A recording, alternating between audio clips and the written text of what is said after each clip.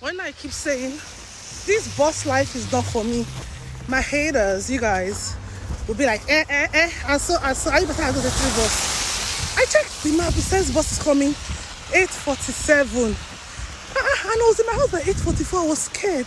Although my house is the bus stop, it's 3 minutes walk. I was scared. That's how I jumped off. Jumped out. Let me show you the snow. Look at it's actually falling. You can see it's falling. That's how I jumped out. I started running. Only for the map to refresh. The bus has been delayed by 5 minutes. And I did not come out with my gloves. I'm only with my winter jacket. I'm freezing. So after standing for 7 minutes waiting for this bus, I just realized I forgot the documents I need where I'm going to. It's on my table, oh.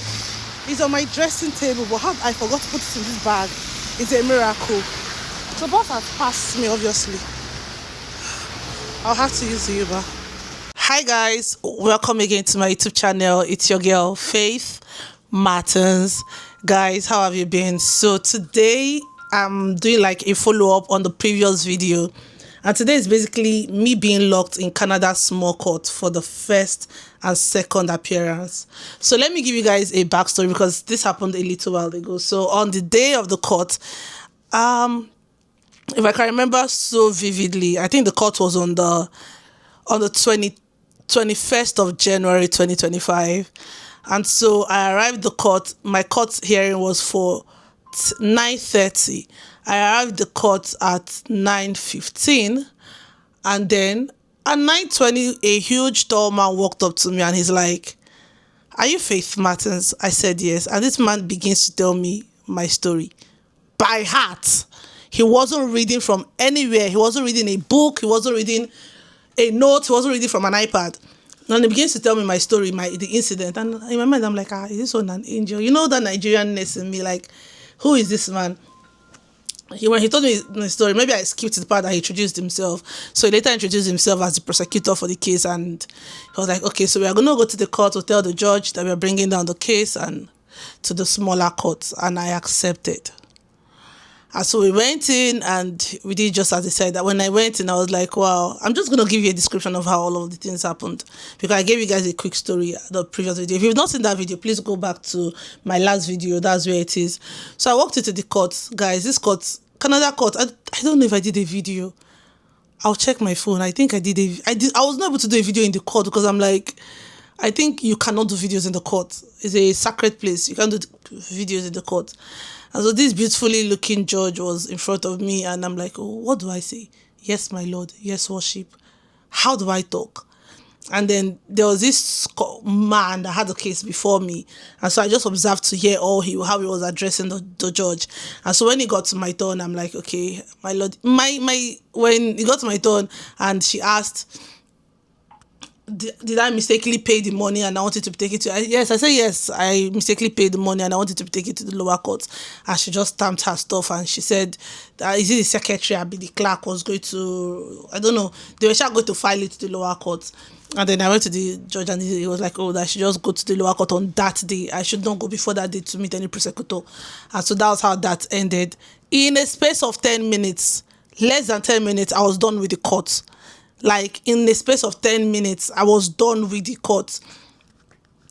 And so I left and I was just anticipating the second court. And so on this day of the second court, I went earlier because this is a smaller court. And so when you get into the court, you go meet the people, like the receptionist, and then you tell them what you're here for. If you already know your case, like it's your case day, they'll just give you a number. So you go to the board, you read to find your name on the board. It's like a board with different printed names and time for your court appearance. So I went earlier. I went like 10 o'clock. For my court, that was 1 o'clock. And so when I got there, the prosecutor was like, oh, they could not find my name on their system. They now asked me, what time is my appearance? I said 1 o'clock. I said, no, I have to come back by 1 o'clock. And I now stepped out. I think I went to buy something also. I don't know. I went home or I went to do something important to me, and then I came back at 1 o'clock and then I met with the prosecutor. They still could not find my name, and then I'm like, oh, I saw my name on the board. And so the prosecutor went to the board, confirmed the code number and everything, and then they were able to find my name. And then that's when they now started asking me, okay, this is the case, this is this. just telling me I don't want to, like I said, it's something that has gone and I don't want to go back to it. So I'm not going to talk about what the case is all about. And so the prosecutor gave me his options and I accepted, and we went into the second court. In this second court, it's as similar as the first court. Everything in line, but this time around, I was called upon to stand beside the lawyer. The first court, I stood on my seat and then I spoke. The lower court, I was called upon and I was like in a, not like a docket, but I was in a deck beside the prosecuting lawyer. And so the judge asked me questions, like they read the stuff to me. My lawyer said what he was able to say about the case, about them, as in, this is what the case is going to be like right now. It's not going to be like this as it was. This is what we are looking at it being like. And then the judge read the case back to me, and then I accepted it and I accepted, and that was it. So this is basically how the first and second court appearance happened. I don't even know that I have a third court appearance. Okay, my third court appearance, I'm going to do a video to tell you guys how I missed my third court appearance and the consequences I'm facing for it. It's going to be the next video after this. Like I did in my first video, I dropped an advice to new people coming into Canada. My advice in this video is, do not be scared to go to the court in Canada. It's not like where you're coming from. Let nobody threaten you with taking you to court. Someone actually tried to threaten me in this year, taking me to court. I think what was her claim? That okay, she was owing me some money and I put up on my social media, which I did not know it was like what they call that thing, that someone can accuse me of defamation, whereas it's the truth. And then she was threatening to take me to court. I spoke with my lawyer and they're like, oh, if it's the truth, I have the proof of the payment I made to her. I have the proof of other people's payment made to her. We can actually go to court for it. But I didn't come to Canada to be going to court, right? So this country has made me understand that you should not be scared to go to court. You should not be scared to go to court. You should not be scared to go to court. What I studied something in school about Canadian law, and it's like, to every offense there is a defense in this country. To every offense, in fact, that your offense, that is an offense, there is a defense to it. So all you need to do is to have a good lawyer, and you on your own know the law by yourself, and so you know your defense part for the law. It's I think it's a straightforward thing in Canada. It's not something you should be scared of. And it's not someone in Nigeria that like they can manipulate the justice system. The justice system here is not manipulated. And let me let you know, when I was at the court for the second hearing, before I was told my case the price has come down to like $400 or something, and how many months it take me. They asked somebody that was on the screen, because you can do your court on Zoom in Canada. They asked someone that was on the screen, how long will it take the person to pay $60? This is not 600 though, $60, the person's penalty for the crime the person committed. And do you know what the person said? It take the person 60 days to pay $60. I said, what? In my head, I'm like, what? 60 days to pay. They asked another person, how long will it take to pay $120? Like when they were done with that person's case, another person's case came up and they finished talking, and now told the person's lawyer, how long will it take you, like them, to pay I think $120? And the person said 90 days. 90 days. And I'm like, $120, use 90 days to pay. Wow. That means when you go to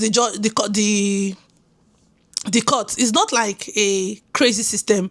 It's not like a you must do it right now system. You do it at your, like when you can afford it. Mine, they asked me, I think I said 60 or 90 days. I can't remember. I think it's that 60. And I said in the former video also what I told them. And so it was stamped. So imagine someone threatening you to court and then you're able to defend yourself, or maybe there's a penalty. And they say, oh, you owe $2,000. And they say, okay, how long will it take you to pay $2,000? I can say 5 years, because it's a lot of money. And then maybe for every year you deposit like $300. It counts, right? I don't know. I'm just asking. But I do not pray that we'll get to a stage where we'll be going to the court to pay. Like, that's not why we're here as immigrants in Canada. And I pray this last court I'll be attending soon is going to be the last court. Amen.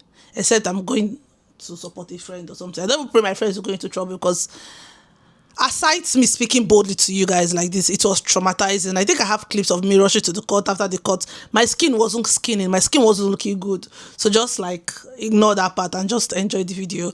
If today is your very first time coming across any of my videos on YouTube, you are absolutely welcome. My name is Faith Martins, and I do hope to see you guys in another video. I love you. Mwah. So this is me leaving the court, guys. God is faithful. Like this country, life is just aligned. Life is the way it should be. You don't need bribery and corruption. Imagine the government giving me a lawyer. Hey, God of mercy. Oh, God, oh, thank you.